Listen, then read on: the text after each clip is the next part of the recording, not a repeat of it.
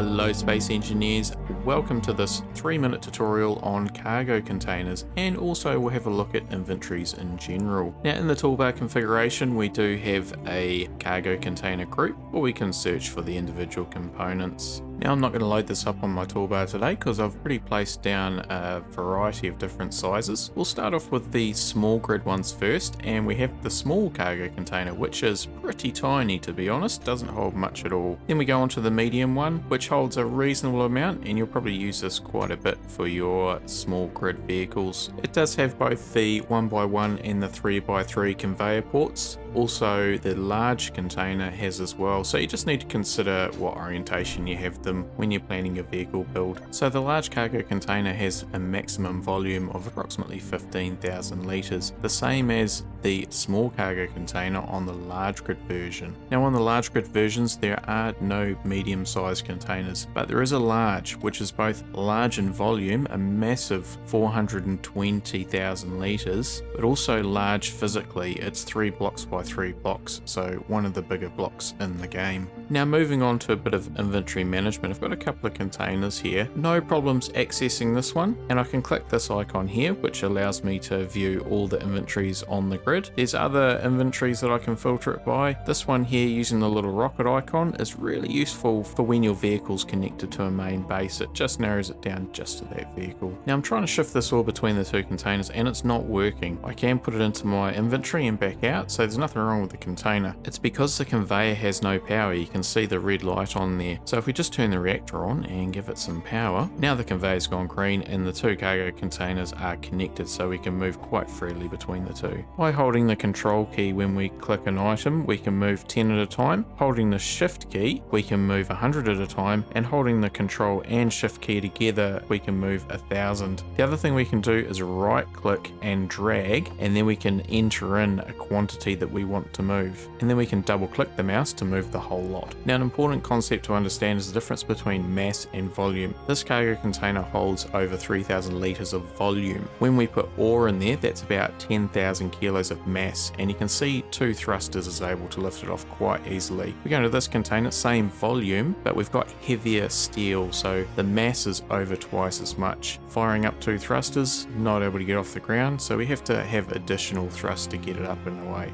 Now finally we do have some other cargo containers in the decorative blocks. So if we go into the planter group, you can see we have several decorative containers there. Also new with the Wasteland DLC are some storage shelves, so have a quick look at those too. Now these decorative containers don't have any conveyor ports, so you'll need to access them directly. They hold 1, 2 and 3,000 litres respectively. Onto the new storage shelves, and they use a different method for storing inventory. They take quite a lot of resource to make, but what you can do is grind them down, and that's how you get the resource back. So a completed shelf is a full shelf, and a ground down shelf is an empty shelf. And we are over time. Thanks everybody for watching, hope you enjoyed it, hope to see you again soon.